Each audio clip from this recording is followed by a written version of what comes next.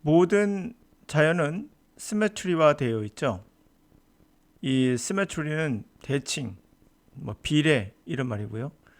영어도 그러기에 자연도 그러기에 영어도 그럴 수밖에 없겠죠. 모든 언어는 그러합니다. 예를 들어 symmetry is at the very heart of our understanding of the universe. 결국 시메트리가 대칭이라는 것이 가장 핵심에 우리가 자연을 이해하는데, 우주를 이해하는데, 또 언어를 이해하는데 핵심에 있다 볼 수 있겠죠. 예를 들어서 우리가 시메트리라는 단어가 심이 같다 뜻이고요. 메트리가 측정법이에요. 그러므로 두 개가 자전거처럼 대칭이 되는 이 측정되는 거, 이게 바로 대칭이 되겠죠. 땅을 측정하는 거 지오메트리라고 하죠. 이렇게 단어 붙여가면서 어떤 형태를 만들어 가죠. 우리말도 그러하죠. 자연, 이렇게 자연스러운 자자죠.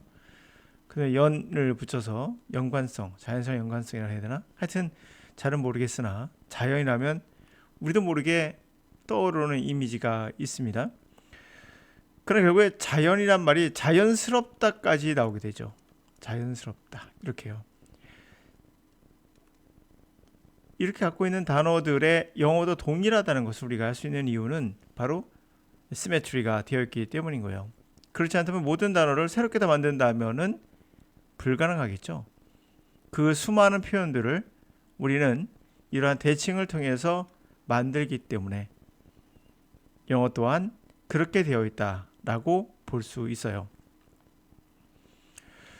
그래서 내도의 정리라는 건데요. 뭐 중요한 건 아닙니다. 이 사람이 바로 시메트리를 잰 본격적으로 수학적으로 도입한 사람인데 물리학이죠 물론. 우리가 see in nature 자연에서 보게 되는 시메트리는 corresponding conserved quantity 코 함께 respond 반응하는 상응하는 거죠. 상응하는 conserve 보존된 양 quantity 양으로서 본다는 거죠. 별거 중요한 게 아니에요. 예를 들어 굳이 저도 잘 모르고요. 하여튼 이런 게 있다. 결국에 자연은 모두 다 시메트리화 되어 있고 예로서 symmetrical bicycle wheel 자전거 휠이죠.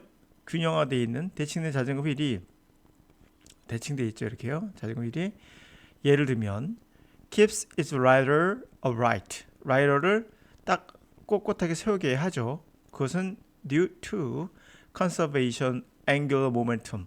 결국 각에 따른 운동량의 보존 때문이다라는 거예요.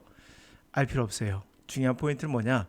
제가 말하고 싶은 건 세상의 모든 것은 시메트리가 되어 있다라는 거예요. 그래서 우리가 우주를 보면은 모든 별들이 다 동그랗게 되어 있습니다. 왜 물 또한 동그랗게 떨어뜨리면 동그랗게 될까요? 이게 바로 표면 장력을 줄이기 위한 거죠. 그러니까 에너지를 중요한 포인트는 에너지를 최소화시키는 거예요. 최소화. 그러므로 우리가 말하는 언어 또한 그러합니다. 그래서 영어도 최소한의 발음으로 최대한의 전달을 하고 싶어 하는 거죠. 그래서 우리가 이 발음 들어보시면 symmetry is at the very heart 이러지 않고 heart t를 거의 발음하지 않죠. 이렇게 에너지를 보존하는 겁니다. 결국에 이렇게 뭔가 대칭되어 있는 단어들의 특징과 symmetry 이렇게 이런 단어들을 보시면은 뭐 quantity 해도 되는데 quantity 이런다든지 발음을 상당히 편안하게 줄이고 있죠. 이런 것도 자연스러운 거라는 거죠. 그러니까 연음이라는 것이 그들만의 독특한 특징이 아니라 모든 언어는 연음이란 걸 다 갖고 있습니다. 그럼 왜 다 갖고 있는 것인가? 그걸 생각해 본다면 바로 자연스럽다는 거죠. 어나 영어나 이 대칭된 단어가 어라는 단어가 대칭되고 있거든요. 거기에 영자하고 언자만 바꾼 거예요. 어에다가 마찬가지로 우리말도 그러하듯이 영어도 이렇게 대칭되는 걸로 되어 있습니다. under, standing 이런 형식으로 under 밑에서 standing 서 있다. 다시 말하면 낮은 자세로 있다라 볼 수 있기 때문에 충분히 받아들였다, 이해했다 라고 우리가 억지로 한번 만들어 볼 수도 있겠죠. uni란 말도 마찬가지겠죠. universe죠. uni가 하나라는 뜻이니까 우주는 하나죠. 이런 형식으로 되어 있습니다. up 위쪽으로 right 서 있다. 곧장 서는 거죠. 자, 이렇게 해서 rider도 er을 붙여서 이게 너무 딱딱하게 이것을 뭔가 어원이다라고 생각해도 좋지만 어원을 찾아가는 이유가 있습니다. 그것은 그 단어가 나오게 된 특징을 알 수 있고 그걸 통해서 우리가 어떻게 대칭되면서 단어가 만들어진지도 알 수 있어요. 발음 또한 그렇게 되어 있거든요. 그래서 에너지를 최대한 보존하면서 컨서브드 하면서 의미를 전달할 수 있는 그러한 시메트리가 되어 있는 게 아닌가라고 저도 한번 좀 생각해 봅니다. 물론 이것은 저의 가설입니다. 그러므로 해석하지 않고 의미를 들어야 한다는 것 또한 에너지를 최소화시킬 수 있는 방법인 거죠. 우리 뇌는 제가 알기로는 20와트 정도의 열량이 들어갑니다. 그럼에도 불구하고 이 긴 문장들을 음파를 듣고 분석해서 할 수 있는 것은 바로 단순화시키는 거죠. 이 모든 걸 철저하게 분석한다는 것은 어찌보면 불가능하죠. 그럼 단순화의 특징이 뭡니까? 바로 이 모든 것들의 단순화는 시메트리인 겁니다. 예를 들어서 우리가 별을 그릴 때 실제 별은 막 이렇게 복잡한 이런 걸로 보이잖아요. 눈에는요. 반짝반짝거리니까 보다시피 이렇게 이렇게 보면 아주 뭐 복잡한 구조로 되어 있지만 우리는 그럴 때 그냥 간단화시켜서 별을 이렇게 그리죠. 그냥 그렇죠. 이런 형식으로 해서도 상대가 이해할 수 있는 것처럼 핵심만 그린 거예요. 어찌 보면은 대칭되는 모습으로 핵심만 딱 표현한 건데도 별로 우리는 착각을 하잖아요. 근데 언어도 그런 거라 볼 수 있어요. 이 단어의 핵심만 발음해도 결국에는 그 사람이 이해할 수 있다는 거죠. 제 이론이 바로 이거거든요.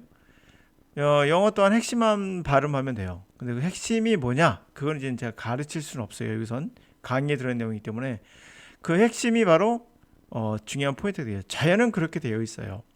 그러므로 해석하지 않고 의미가 들어야 된다는 말은 어찌 보면은 그냥 들렸는데 의미가 따라와야 된다는 거죠. 만약에 이것을 보고 듣고 해석하고 한다면 그 속도를 에너지를 따라갈 수 없죠. 그것은 굉장히 시메트리하지 못한 거라 볼 수 있겠죠. 자, 오늘은 그냥 재미있게 한번 자연의 현상의 중에 가끔씩 영어가 떠오르는 그러한 부분들이 있어요. 모르겠어요. 제가 계속 하루 종일 영어에 관한 어떤 어학에 관한 생각을 하다 보니까 이런 것들도 들어오면 그렇게 쉽게 넘어가지 못하고 있는 것 같긴 해요. 근데 자연을 이해한다면 우리도 언어도 이해할 수 있다라고 저는 생각합니다. 그런 의미에서 모든 것은 다 심플하게 해야 됩니다. 단순화되지 않는 것일수록 가짜의 가능성이 높습니다. 물도 최대한의 단순화시키죠. 우주도 모든 것이 동그란 이유도 단순화시킨 거거든요. 그것은 에너지를 보존하는 하나의 최소화시키는 방법이라고 볼 수 있기 때문에 언어 또한 어떻게 합니까? 최소화시켜서 발음하고 그리고 최대한 조합을 하죠. 컨서베이션의 컨이라는 단어 보이십니까? 컨서베이션. 그 다음에 conflict라는 단어 할 때도 칸이 붙어 있죠. 이렇게 동일한 발음들을 많이 쓰거든요. 그만큼 뭐죠? 이유가 있는 거죠. 단순하게 그냥 하는 것이 아니라 발음이 똑같다는 얘기는 그만큼 뭔가 단순화시키고 있다는 걸 대칭되고 있다, 시메트리하고 있다라는 걸 알 수가 있죠. 예를 뭐 모멘텀이라는 것도 보면 M자가 한 몇 개 들어가는데 모멘텀이라는 단어가 시메트리도 보시면 매가 들어갑니다. 시메트리, 모멘텀. 뭔가 공통된 특징이 있어 보이긴 하죠. 뭐 코라는 단어도 뭔가 그러해 보이긴 합니다. 하여튼 중요한 포인트는 발음에서 어떤 이미지를 어느 정도 얻을 수 있다는 거예요. 그냥 휠 같은 경우도 우리가 이런 휠을 이렇게 휠이라고 하죠. 이렇게 동그랗게 되어 있는 거 휠이라고 하는데 이런 휠 같은 경우도 발음을 통해서 그 단어의 조금의 이미지를 떠올릴 수 있다면 우리가 말을 할 때 생각하지 않고 단어가 나올 수 있는 단계까지 가지고 있죠. 그렇게 모든 것을 시메트리화 시킨다면 단어도 그 느낌을 받을 수 있다라고 저는 생각합니다.